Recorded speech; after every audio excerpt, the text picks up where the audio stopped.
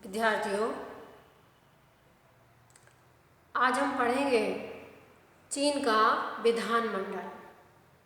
चीन के विधानमंडल को राष्ट्रीय जनवादी कांग्रेस कहा गया है। इससे चीन में विधानमंडल की सर्वोच्चता के सिद्धांत को अपनाया गया है। संविधान के अनुच्छेद 57 में इस बात का उल्लेख किया गया है।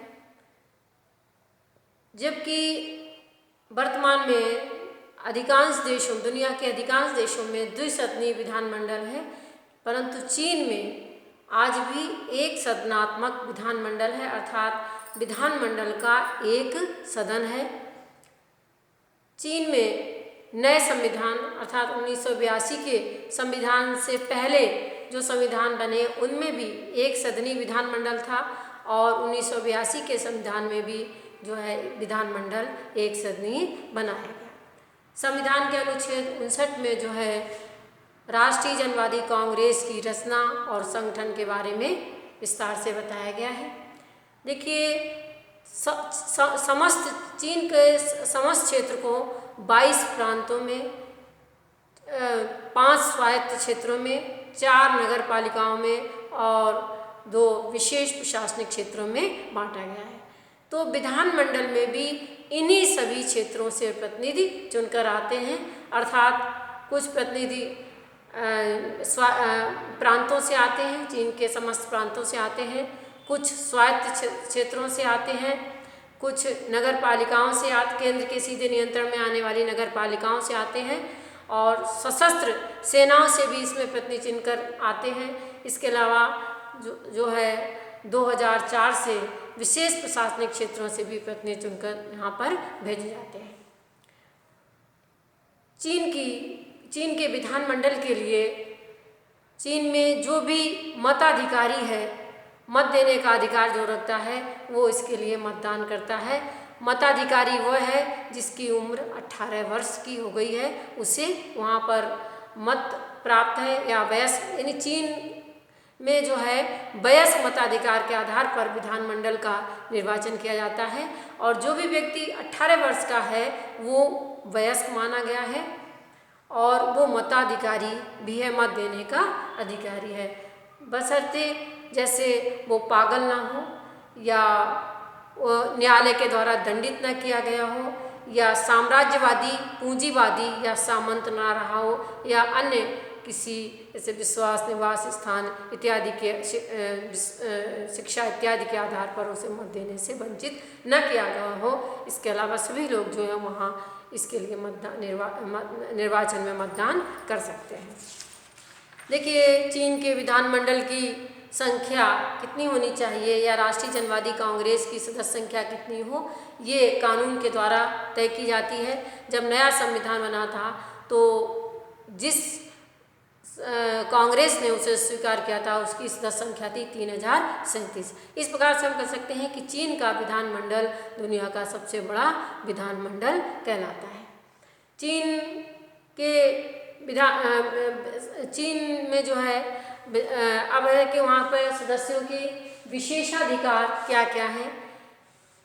चीन के सदस्यों को कुछ विशेषाधिकार और अनुमतियाँ मिली हुई हैं, जैसा कि सामान्यतः सभी देशों के संसद सदस्यों की मिली होती हैं कि उनके खिलाफ संसद की कांग्रेस की अनुमति के बिना उनके खिलाफ जो है कोई मुकदमा नहीं चलाया जा सकता है, उनको गिरफ्तार नहीं किया जा सकता है। और यदि चीन के विधानमंडल की बैठक न हो रही हो तो ऐसी स्थिति में जो उसकी विधानमंडल की स्थायी समिति है उसकी अनुमति से ही जो है इस प्रकार के काम किए जाएंगे। तो ये इनके सदस्यों को विशेषाधिकार मिले हुए हैं।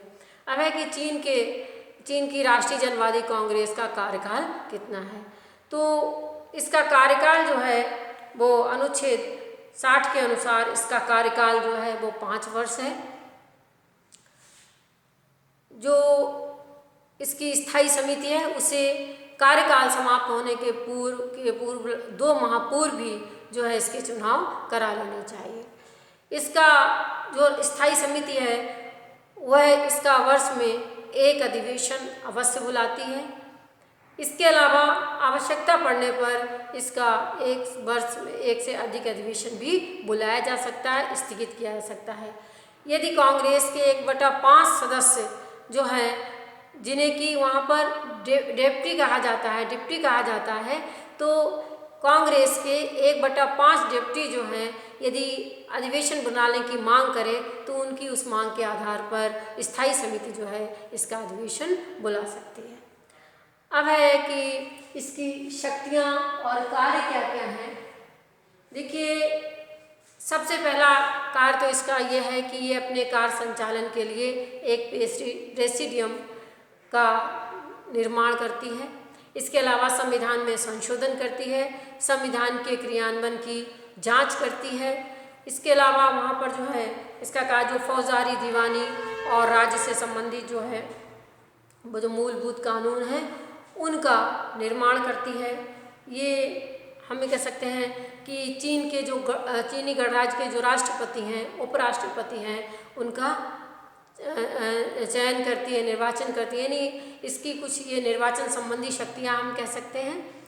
इसके साथ ही साथ चीनी गणराज्य की जो राज्य परिषद, जिसे कि मंत्रिमंडल कहा जा सकता है, तो उसके प्रधानमंत्री, उप प्रधानमंत्री और विभिन्न आयोगों के प्रभारियों का चयन करती है। इसके साथ ही ये स्टेट काउंसिलर्स जो हैं उनका निर्वाचन करती है, ऑडिटर जनरल की निर्वाचन करती है। और इसके साथ ही ये जो इसका राज्य परिषद का महासचिव है, तो उसका प्रधानमंत्री के द्वारा मनोनीत करने पर अंतिम रूप से उसका निर्वाचन करती है। तो इस प्रकार से ये हम ये कह सकते हैं कि मंत्रिपरिषद के जो पदाधिकारी हैं उनके निर्वाचन और चयन से संबंधित कार्य करती है। इसके अलावा ये सर्वोच्च जन न्यायालय के सभापति, अर्थात हम ये कह सकते हैं कि उसके मुख्य न्यायाधीश की नियुक्ति करती है और उसके परामर्श से इस आयोग के जो अन्य सदस्य हैं उनकी नियुक्ति करती है।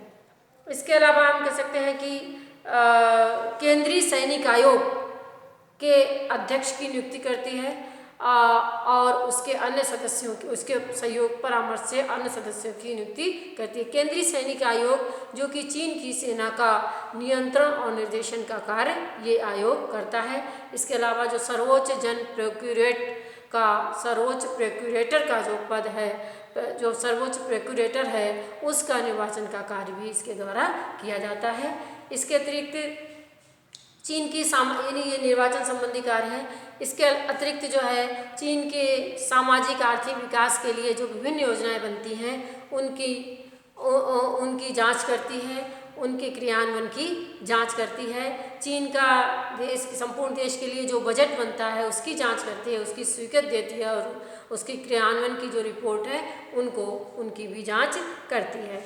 इसके अलावा हम कह सकते हैं कि स्थायी समिति के द्वारा जो भी अवांछित अनुचित निर्णय यदि ले लिए जाते हैं तो उनको रद्द करने का काम भी इसके द्वारा किया जाता है।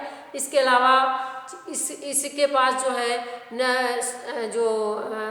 नवीन स्वायत्त प्रदेशों की स्थापना का कार्य कर सकती है। ये नगर पालिकाएं हैं उनके स्थापना के लिए स्थापना का कार्य कर सकती है, उनके नवीन नगर पालिकाओं के निर्माण के लिए कानून बना सकती है, विशेष प्रशासनिक क्षेत्रों के निर्माण के लिए ये कानून बना सकती है। और इसके अलावा हम कह सकते हैं कि अब आता है कि ये युद्ध और शांति से संबंधित निर्णय भी लेती है। इसके अलावा ये जितने भी पदाधिकारी वो चुनती है, जिनका निर्वाचन करती है, उनको उनके पद से बर्खास्त करने का काम भी इसके द्वारा किया जाता है। जैसे राष्ट्रपति, उपराष्ट्रपति, प्रधानमंत्री, उप प्रधानमंत्री, विभिन्न आयोगों के प्रभारी, मंत्रालयों के प्रभारी, स्टेट काउंसिलर्स, ऑडिटर जनरल, राष्ट्रीय जनवादी कांग्रेस के महासचिव, सर्वोच्च जन प्रोक्यूरेटर को उसके पद से हटा सकती है, बर्खास्त कर सकती है। इसके अलावा केंद्रीय सैनिक आयोग के अध्यक्ष और सर्वोच्च जन न्यायालय के सभापति को बर्खास्त कर सकती है। कहने का मतलब है कि जितने पदाधिकारियों का निर्वाचन करती है उनको उनके पद से हटाने का कार्य भी इसके पास रहता है।